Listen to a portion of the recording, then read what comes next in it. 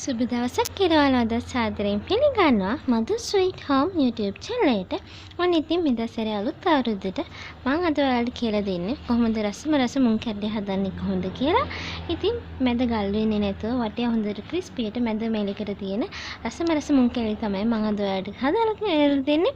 ඉතින් මම අද මේ ඔයාලට කියලා දෙන ප්‍රමාණය මම කැලි 50ක් කපා ගන්නවා. ඉතින් ඔයාලගේ මේ කැලි වල සයිස් එකේ ප්‍රමාණය අනුව ඔයාලට පුළුවන් මේ කපා ගන්න කැලි ගන්න වෙනස් කරගන්න. ඉතින් අපි බලමු අපේ මේ මුං කැරලි හදාන්නේ කොහොමද කියලා. ඉතින් ඒ වගේම ඔයා තාමත් අපේ channel එකට එකතු වෙන්නේ නැති කෙනෙක් නම් දැන්ම පහත තියෙන subscribe button එක click කරලා අපිත් එක්ක එකතු වෙන්න.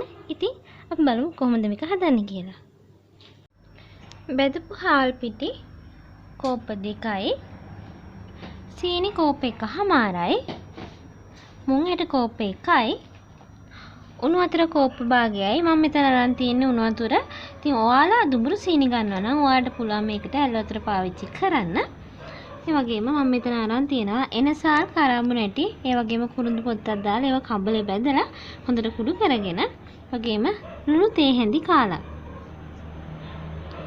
ඉතින් ඒ වගේම අපි මේ මුං කැරලි ටික දවටන බැටර් එකට මම අරන් තියෙනවා හාල් පිටි කෝප්පයක්. මම මෙතන අරන් තින්නේ බදින්නේ නැතුව අපි මුං ඇට වලට මුං ඇට මිශ්‍රණයට ගන්න බෙදපු හාල් පිටි. නමුත් මේ වෙලාවේදී අපි මේ බැටර් එකට ගන්නේ බදින්නේ නැතුව අමු හාල් පිටි තමයි මම මෙතන අරන් තියෙන්නේ. ඒ වගේම අවශ්‍ය පමණ පොල් කිරි, කහකුඩු ස්වල්පයක්, රස අනුව ලුණු. ඉතින් අපි මුලින්ම කරන්න ඕන අපේ මේ මුං ඇට ටික හොඳින් කබල බෙද ගන්න ඕන අපි.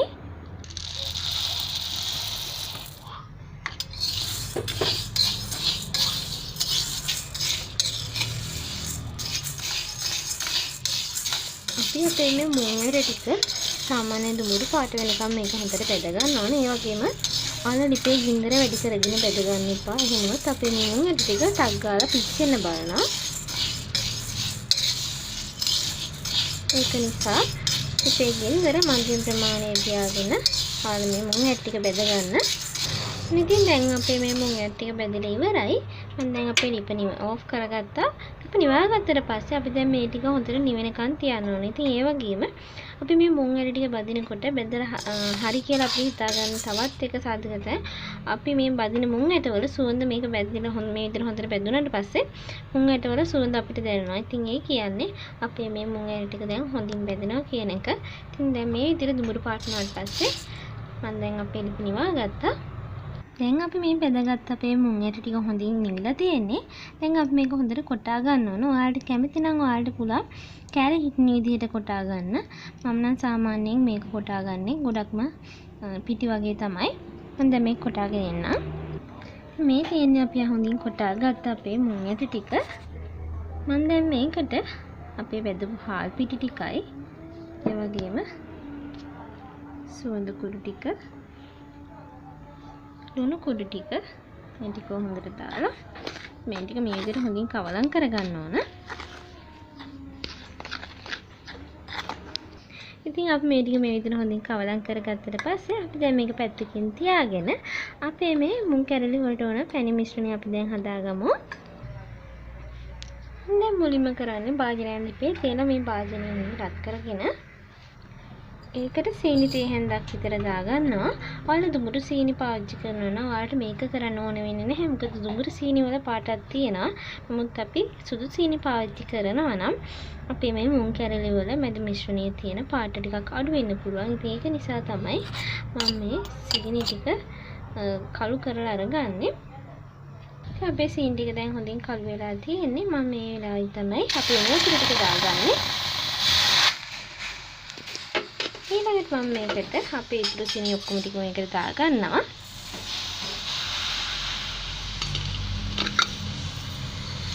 දැන් අපි මේක මේ විදිහට උතුරන් දීලා අපි මේක පැණි පදම වෙනකන් අපේ මේ සීනි ටික මේ විදිහට හැඳි ගාන ගමන් උතුරන් දෙන්න ඕන.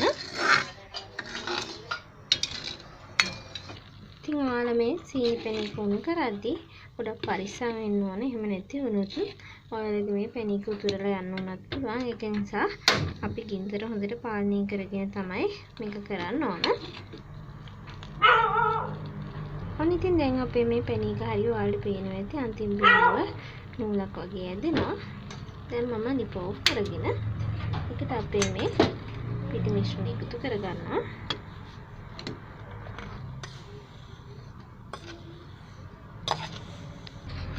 ගාලි ඉවරලා මේ ටික මේ විදිහට හොඳින් කවදම් කරගන්න ඕන.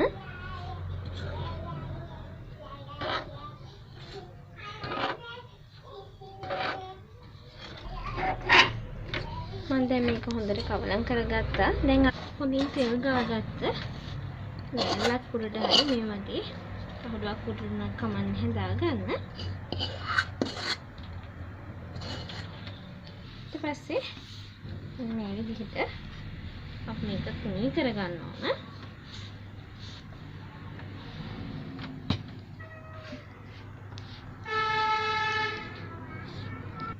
ඊට පස්සේ අපි දැන් මේක රස්නේ පිටින්ම මේ වගේ ඔයාලා කැමති ප්‍රමාණ වලට මාක් කරගන්න පුළුවන්.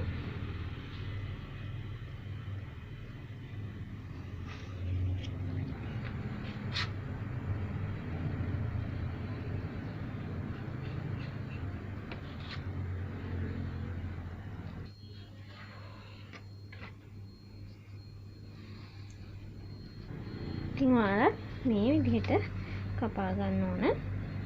අපේ මේ මිශ්‍රණය තාම නිවිලා නැහැ. වෙන කලින් තමයි මම මේක මේ විදිහට කෑලි ටික මාක් කරගන්නේ.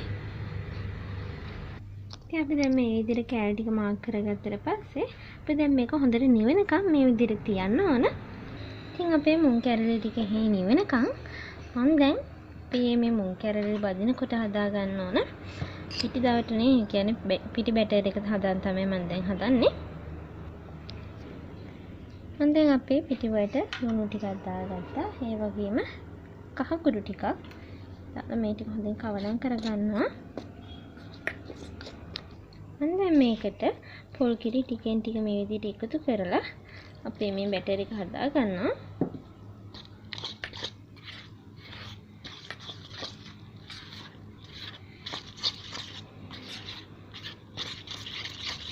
ඉතින් අපි මෙන්න මේ වගේ ටිකක් දියාරුත් නැති ඒ වගේම ටිකක් ඝනකමත් නැති මිශ්‍රණයක් තමයි හදා ගන්න ඕන. ඔන්න ඉතින් අපේ මුං කැරලි මිශ්‍රණය දැන් නිවිලා තියෙන්නේ. මේ වෙලාවේදී මම අපේ මාක් කරගත්ත කැරි ටික මේ විදිහට වෙන් කරගන්නවා.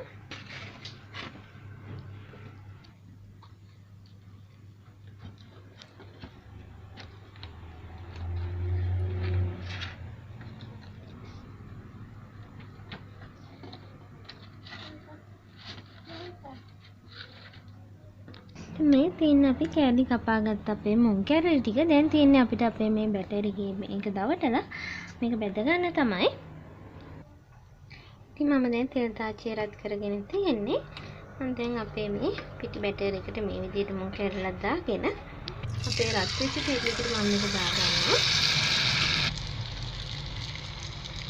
මම තවත් එකක් මේකට එකතු කරගන්නවා.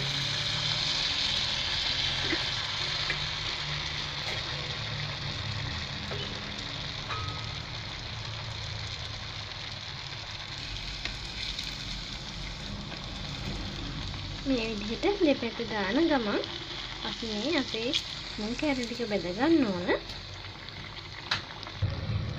මෙන්න මේ වගේ රන්වන් පාට වෙනකම් බෙද ගන්න ඕන. ඉතින් අපි මේ විදිහට අපේ ඉතුරු ටිකත් බැටර් එකේ දවටගෙන මෙන් බෙදගමු.